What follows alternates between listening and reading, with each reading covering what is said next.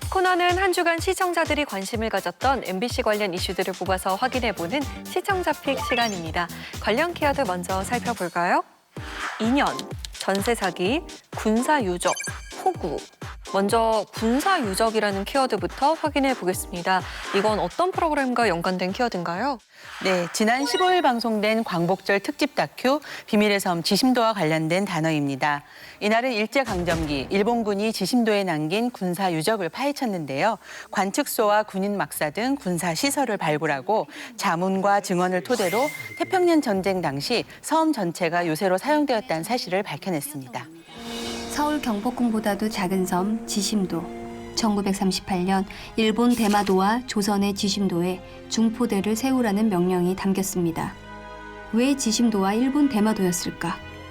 38년도라고 하는 시점은 일본이 대륙 침략 전쟁을 본격화하기 시작했고 대한해협을 건너야 되는데 핵심 부에 있는 지심도는 어떻게 이것을 활용하냐에 따라서 굉장히 중요한 역할을 했겠죠. 대한해협의 폭은 48km. 지심도와 대마도에서 사거리 20km가 넘는 평사포를 동시에 쏘면 미군으로부터 대한해협을 방어할 수 있다는 겁니다. 대마도 포대가 설치된 곳은 치츠자키와 사오자키입니다. 대마도 포대는 섬 북쪽을 향해 포구를 겨누고 있었습니다. 드디어 마주한 대마도 포진지. 지심도와 똑같은 구경 150mm의 평사포 자리가 남아 있습니다. 대마도 서치라이트 보관소도 지심도와 크기와 모양이 정확히 일치합니다. 그런데 이곳에는 지심도에서는 확인하지 못했던 구조물이 있습니다. 관측소는 공격 명령을 내리는 포대의 두뇌와도 같은 곳입니다. 지심도에도 대마도에서 본 것과 똑같은 관측소가 세워졌던 걸까? 지심도 중포대 배치도. 말 그대로 중포대의 지도입니다. 지도에는 우리가 발견하지 못했던 건물인 사병 막사 두동과 저수조도 있습니다. 일본군 요새의 실체를 밝힐 중요한 단서를 찾은 겁니다. 지도가 가리키는 막사는 섬에서 제일 높은 지점. 연구원들이 탐사에 사용하는 장비는 땅을 파지 않고도 유물의 위치를 파악할 수 있는 레이더입니다. 땅속으로 쏜 전자기파가 흙과 다른 물질을 찾아 신호를 보내오는데요. 지금 탐사 결과에서는 콘크리트 건물이 있을 거라는 단서를 찾기는 어려울 것으로 생각됩니다. 지도 속 막사는 대체 어디 있는 걸까? 그 당시 건물이 있었다고. 군인 막사였어. 살림 울창했는데 거기에 그 막사가 군인 막사가 2개가 있었어. 일본군이 작성한 지도에는 관측소 위치가 나와 있지 않습니다. 저 산에서 저 바다 정남 방향으로 포진지를 만들었을 것 같고, 문화재청에서는 문화재를 탐사할 때 특별한 장비를 사용한다고 합니다. 라이다가 상공에서 전자파를 쏘면 이 전자파가 지표면을 뚫고 들어가 땅속 형태를 파악한 뒤 기록을 합니다. 섬 전체를 격자 무늬로 다 찍었고, 특히나 해안가 절벽 공간 위주로 해서 좀 중심으로 촬영을 했습니다. 콘크리트 구조물이 이 공간입니다. 깊이가 꽤 있는 구조물로 이해를 하고 있습니다. 라이다 결과를 바탕으로 현장을 찾아가 봤습니다. 사다리 필요하겠는데? 숲을 틈에서 입구로 보이는 곳을 찾았습니다. 직접 내려가서 확인을 해봐야겠습니다. 뒤엉킨 수풀과 나무 사이로 내려가자 비밀스러운 공간이 모습을 드러냅니다. 바다를 향해 타원형으로 난 창문의 모습이 일본 대마도에서 보았던 관측소와 매우 닮아 있습니다. それについてそれを管理するところが一番山の山頂にあります観測所、東京の陸軍の要塞部が作ってますから、当然規格品ですから同じものが出てくる可能性は高いんです。 기본적으로 이제 구조는 뭐 산 정상의 지심도 맨 이 높은 곳에 사계가 이렇게 뚫려서 대한해협 쪽을 보는데 전혀 이 지장이 없는 그런 데 위치를 일단 하고 있고요. 지도에도 나와 있지 않았던 관측소를 찾았습니다. 주권을 침탈한 것도 모자라 은밀하게 요새를 세워 세계 정복의 야욕을 불태웠던 일본. 지심도는 일본 제국주의의 희생양이었습니다. 네, 2년간의 지심도 탐사 기록을 담은 다큐멘터리였습니다. 시청자들 반응 어땠습니까? 네, 댓글 살펴보면요. 2년 전에 동백나무 보러 간 곳인데 저런 역사가 숨어 있을 줄은 몰랐네요. 놀라워요. 그저 아름다운 섬인 줄로만 알았는데 다큐멘터리를 보며 과거를 되새기고 반복되지 않도록 해야겠다는 교훈을 되새겼습니다. 제작진의 열정이 대단합니다. 땅까지 파고 의지가 느껴졌네요. 좋은 다큐 감사합니다. 이렇게 지심도가 품은 역사적 사실에 놀랐다는 반응과 함께요. 기획에 대한 호평도 많았습니다. 위원들은 어떻게 보셨습니까? 이 인적, 물적 자원까지 모든 것이 총동원돼서 우리에게 도움을 줄 전문가들이 지심도에 도착했습니다. 거제시와 국립문화재연구소, 국립공원관리공단, 그리고 산림조합 관계자들이 머리를 맞댔습니다.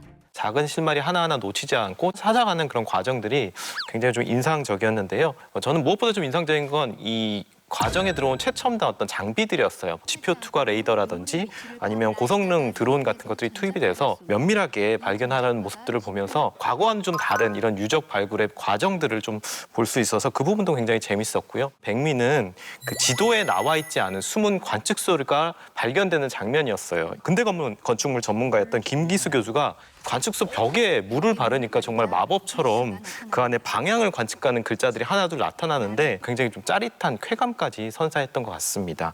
이게 처음 시작할 때 굉장히 작은 섬이라고 경복궁하고 크기를 비교하면서 시작을 하잖아요. 그렇게 놀라운 비밀이 숨겨 있을지 몰랐고 탐사의 시작도 굉장히 좀 어떻게 보면은 우리가 좀 협소하다라고 생각할 만한 그런 문제에서 시작을 해요.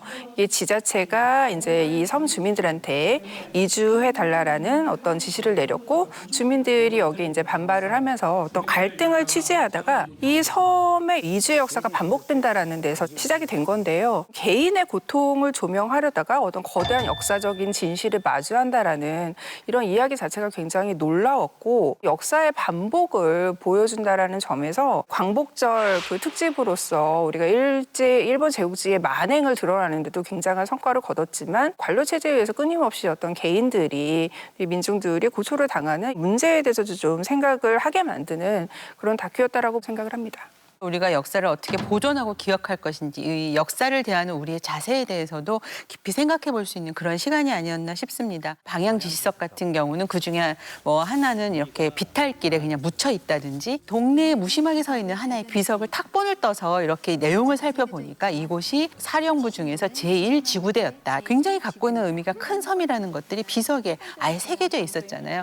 그런데 이제 바람과 이런 것에 의해서 많이 좀 훼손이 되어 있어서 이것이 더 늦게 발견됐다면 이곳이 어느 곳인지 명확하게 증명해 줄 수 없지 않았을까 이런 생각이 들기도 하더라고요. 밝혀져 있지 않은 이런 역사적 보존 가치가 있는 그런 흔적들을 좀 더 적극적으로 발견을 할 수 있는 그런 어떤 하나의 계기가 되었으면 이 지심도가 그런 생각을 하면서 봤습니다. 앞으로도 무관심 속에 방치되고 있는 일제의 상흔들을 추적해서 알리고 평화의 소중함을 전하는 기획들 더 많이 만나볼 수 있기를 바랍니다. 네, 다음 키워드 살펴보겠습니다. 전세사기입니다. 어느 프로그램과 연관된 키워드인가요? 지난 11일 방송된 실화 탐사대 관련 키워드입니다. 이날은 전세사기 피해 사례들을 다뤘는데요. 신축 빌라를 대상으로 사기를 저지르는 임대 사업자들의 악질적인 수법을 파헤치고 피해자들의 안타까운 상황을 전했습니다. 인생의 단짝과 함께 구했던 첫 신혼집이었습니다. 부부와 계약을 한 사람은 60대 여성 이 씨. 이 씨는 둘째 딸의 대리인으로 나와 계약을 했습니다. 부부는 계약 만료 전 집을 나가겠다고 했답니다. 분양받아놓은 아파트가 있었거든요. 보증금을 돌려달라 이렇게 했더니 통화는 안 됐고 맨날 문자로 하라고만 했었어요.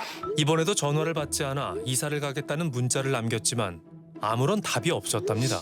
작년 12월 문자를 끝으로 집주인은 연락을 받지 않았고 그날부터 신혼부부의 일상은 망가져갔습니다. 집주인 한 씨의 연락 두절로 집을 사지도 방을 빼지도 못하는 처지가 됐다는 은수 씨. 임대주택이 된 게 있어서 이사를 가야 되는 내용을 먼저 전달했어요. 근데 계약금을 넣지 않으면 당첨된 임대주택이 취소될 수 있는 상황임에도 집주인은 돌려줄 전세금이 없다면서 집을 구매할 사람을 구해오라 했답니다. 피해 세입자들은 전화를 받지 않는 집주인의 실체를 나중에 알았답니다. 문자로만 연락하는 집주인의 정체가 딸이 아닌 엄마 이 씨라는 겁니다. 딸은 명의만 빌려줬을 뿐 엄마인 이 씨가 세입자들과 연락을 나눈 겁니다. 제작진은 등기부 등본을 확인하고 하나씩 분석에 들어갔습니다. 이거 포천이요? 피해가 발생한 지역은 서울과 인천, 경기도 내로 소유자는 이 씨의 두 딸들이었습니다. 대단하다. 엄마 이 씨가 딸들의 대리인 자격으로 계약한 주택의 수는 무려 500채에 달합니다. 500채? 피해자들이 계약한 부동산에선 뭔가 알고 있진 않았을까? 이 씨의 월세 매물을 내놓기도 했었다는 부동산을 찾아갔습니다. 없어진 것 같은데요? 그 자리가 없는데? 그 예전에 부동산 있지 않았나요? 부동산. 뭐 그거 없어졌어요? 피해자들이 계약한 부동산을 탐문한 결과 대부분의 부동산들은 문을 닫거나 주인이 바뀐 상황인데요. 한국공인중개사협회는 이와 같은 일부 업체들의 행태를 우려하고 있었습니다.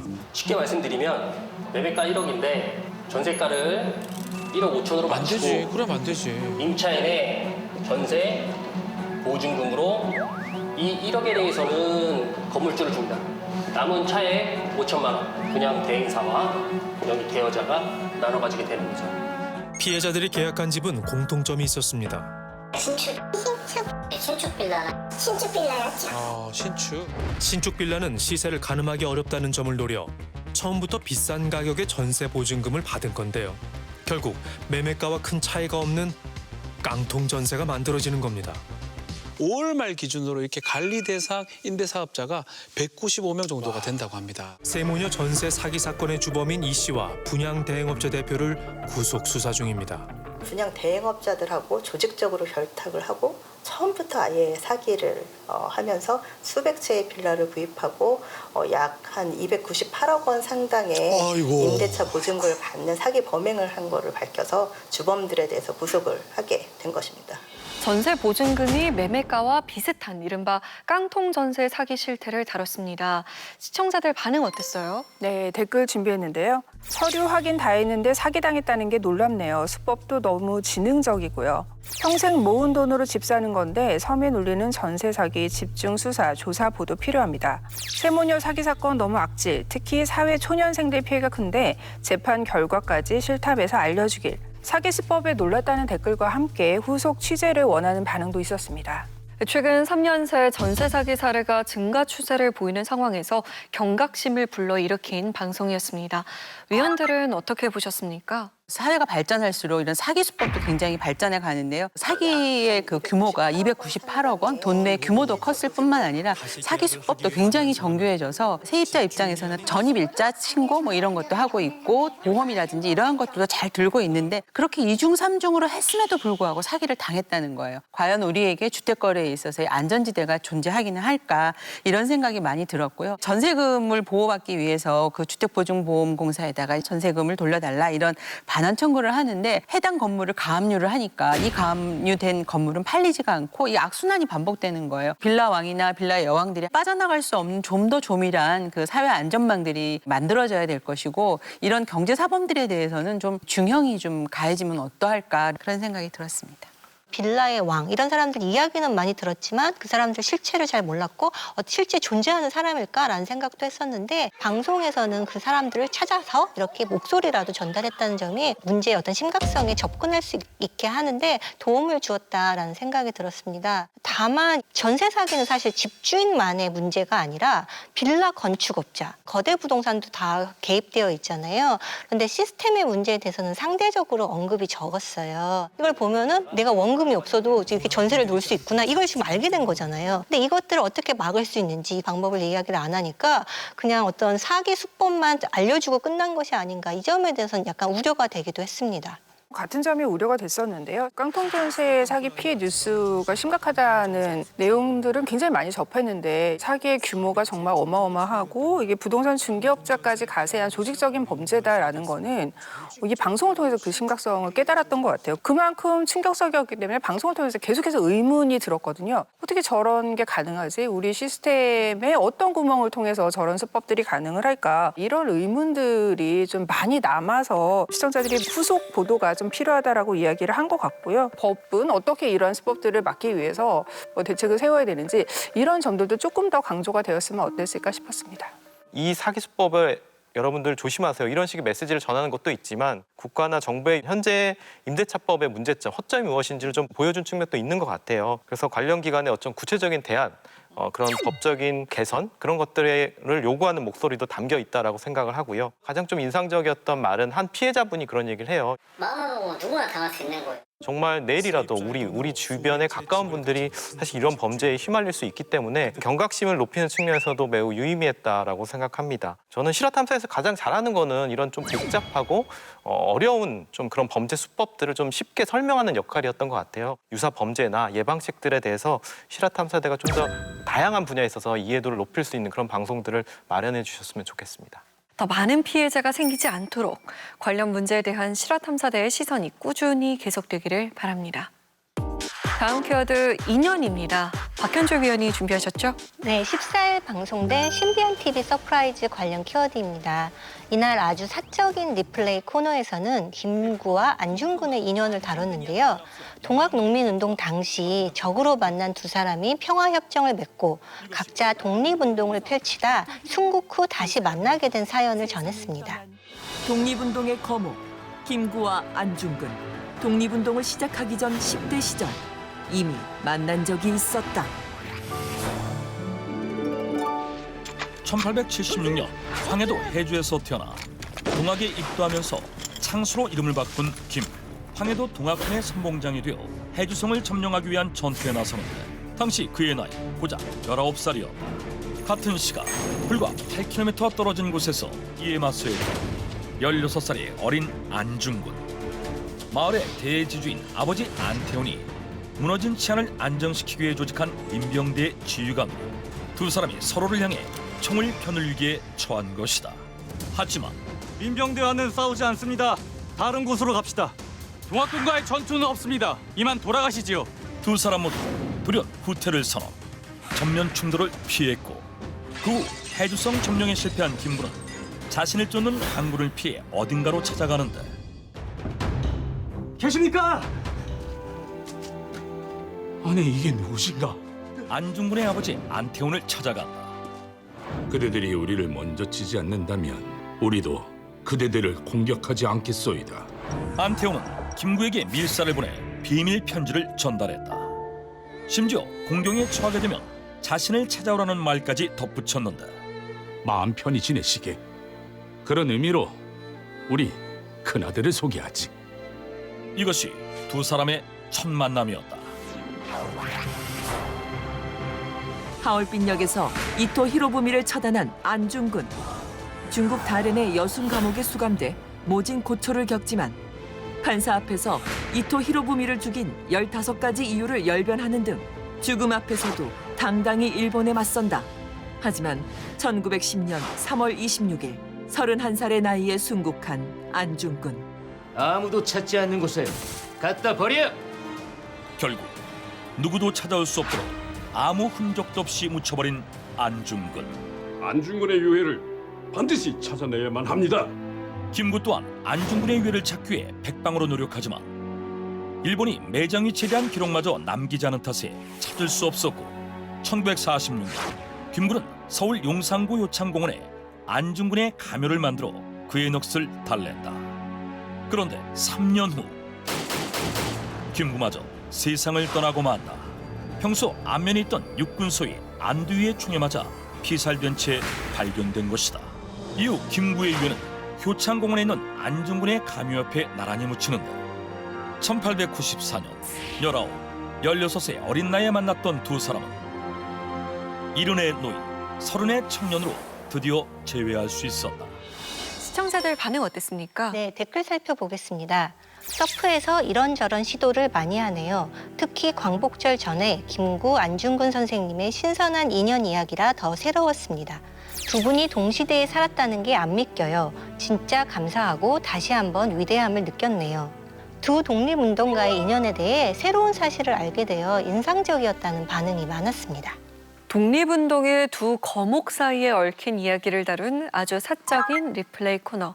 위원들 어떻게 보셨나요? 인물들의 삶 속에서 이렇게 잘 알려져 있지 않은 이야기들을 찾아내서 그들을 폭넓게 이해할 수 있도록 도와주는 것이 서프라이즈의 어떤 장점 중에 하나라고 생각을 하는데요. 이번에도 그런 장점들이 잘 보여졌던 이야기라고 생각을 합니다. 특히 그 두 분의 인연을 이야기하는 데 있어서 가족들의 이야기들을 적절히 같이 보여줌으로써 훨씬 더 이해의 폭을 넓혀주지 않았나 하는 생각이 듭니다. 안중근 의사 같은 경우에는 감옥에서 순국을 하신 이후에 그 시신을 찾기 위해서 동생 정근과 공근이 중국으로 향하죠. 하지만 안중근의 유해가 조선인들에게 넘어가면 항일운동의 기폭제가 될 거라고 판단한 일본이 감옥에 찾아온 형제를 쫓아내 강제에 귀국시키는 등 온갖 꼼수를 벌이는 바람에 형제는 안중근의 유해를 인도받지 못한다. 지금 돌아가신 지 112주년이 됐는데도 아직까지 우리가 그 유해를 못 찾고 있잖아요. 그래서 그런 면에서 본다면 제국주의가 갖고 있는 그 잔혹함들을 다시 한 번 더 볼 수 있는 시간이기도 했고요. 이 정근 동생의 그 딸이었던 안미생 씨가 바로 김구 선생님의 큰 며느리였어요. 그래서 이 부분은 좀 더 덜 알려져 있는 이야기인데 이렇게 따진다면 두 분의 인연이 집안 대 집안으로서 쭉 이어지는 좀 더 폭넓은 그런 인연이 아니었나 하는 그런 생각이 들었습니다. 우리가 서프라이즈의 장점이라고 한다면 흥미진진한 스토리텔링도 있지만 서프라이즈 스타일이라고 불리는 어떤 B급 감성 비슷한 그 특유의 재현 방식에 대해서도 많은 마니아층이 생길 만큼 개성이 있잖아요. 여기에서 이 두 거목의 이야기를 과연 어떻게 다룰까 싶었는데 그 특유의 서프라이즈 스타일을 자제하고 오히려 평소보다 굉장히 좀 담백한 재현이 돋보였었던 것 같아요. 기록 자료가 굉장히 많이 사용이 됐고 사건을 묘사하기보다는 그 인물들의 어떤 발언을 중심으로 극적인 상황을 최소화하려고 노력을 많이 했고요. 제작진이 어떤 역사에 대해서 보여준 자세의 하나였다라고 생각을 해서요. 이날 재현 방식이 특히 인상적이었습니다.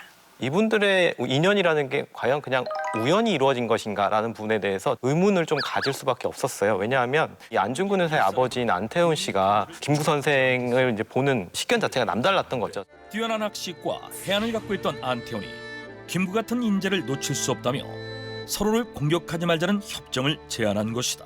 그런 안목이 있었고 그 이후에 김구 선생의 가족까지 다 이렇게 품는 그런 배려가 있었기 때문에 이 두 분이 어떻게 보면 우리 현대사에 있어서 큰 역할을 할 수 있지 않았을까라는 생각이 들고요. 저는 이처럼 그 역사 교과서에서 볼 수 없는 이야기들을 서프라이즈와 같은 프로그램에서 이렇게 재현하거나 다른 방향에서 접근하는 것들이 굉장히 좋다라고 생각을 해요. 지금은 종영이 돼서 되게 아쉬운데 저는 선을 넘는 녀석들이 그런 역할들을 굉장히 잘해왔다라고 생각을 하거든요.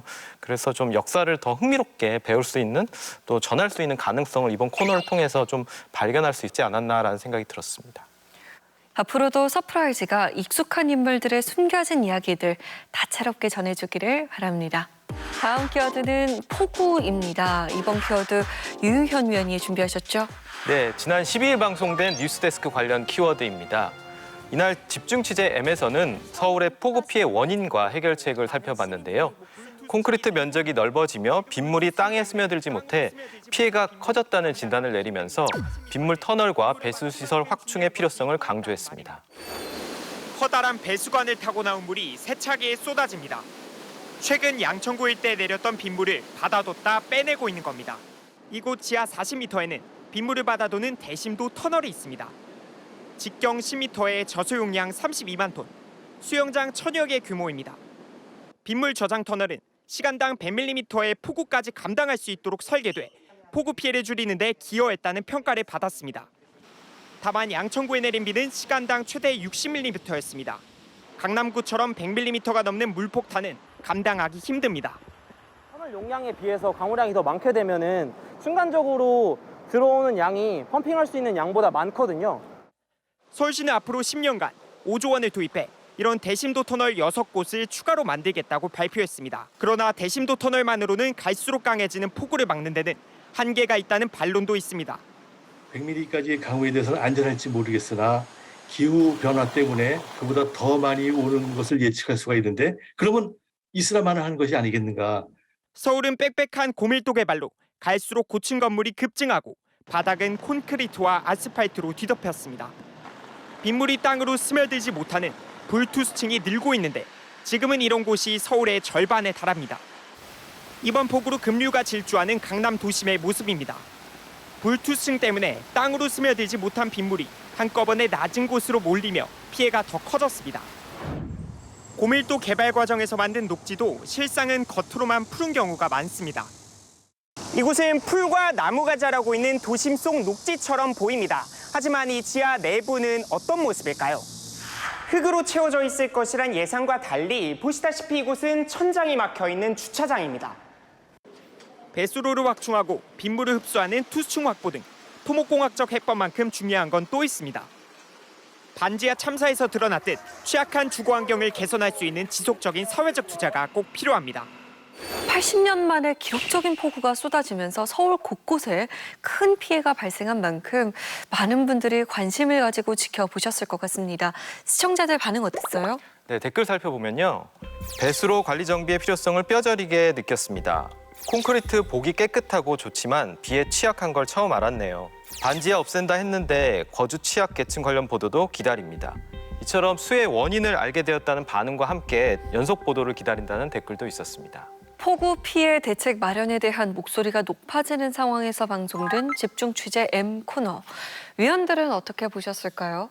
하나의 보도 안에서 배수시설 확충, 투수층 확보를 위한 녹지 조성, 반지하 주거 환경 개선을 위한 사회적 투자 필요라는 세 가지 문제를 지적했는데요. 반지하 주거 환경 개선을 위한 사회적 투자에 대해서는 보도 길이의 한계 때문에 길게 논의되지는 못했어요. 하지만 이것을 포함시켰다는 것이 굉장히 유의미하다고 할 수가 있겠는데요.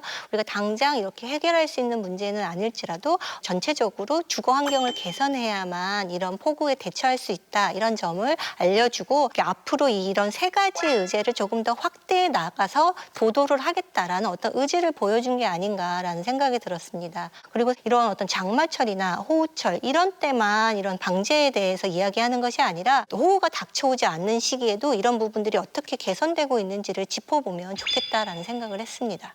폭우 이후에 정말 이 관련된 폭우의 원인과 대안을 찾는 보도들은 정말 쏟아질 정도로 많았거든요. 그중에서 가장 좀 주목을 받았던 해결책이 이날 소개된 대심도 터널이었던 것 같아요. 그런데 저는 그 관련 보도를 보면서 아쉬웠던 거는 이 대심도 터널에 대한 어떤 과학적인 구조, 설계, 또 역할 이런 것들에 대해서 과학적으로 접근하기보다는 약간 정치적으로 접근한 측면이 있어요. 이게 전임 시장의 어떤 부분과 연관이 되는지 그걸 가지고서 정쟁화하다 보니까 실질적으로 대심도 터널의 역할이 무엇인지 한계가 무엇인지를 짚지 못했는데 이날 방송을 보면 직접 기자가 현장을 방문해서 어떤 구조로 이 터널이 설계가 됐고 어떻게 빗물을 받아내고 빼내는지 현장감 있게 취재한 부분이 굉장히 좀 인상적이었고 다만 저는 이 뉴스 막바지에 나왔던 이 주거 취약계층을 위한 사회적 투자가 필요하다라는 코멘트는 조금 아쉬움이 남기도 해요. 그냥 단순하게 그 한마디로 이걸 정리할 수 있는 것인가. 굉장히 그 안에 다양한 사회적 논의가 필요한 부분이 있는데 그냥 일반론적으로 이런 필요성을 언급하기보다는 별도의 아이템으로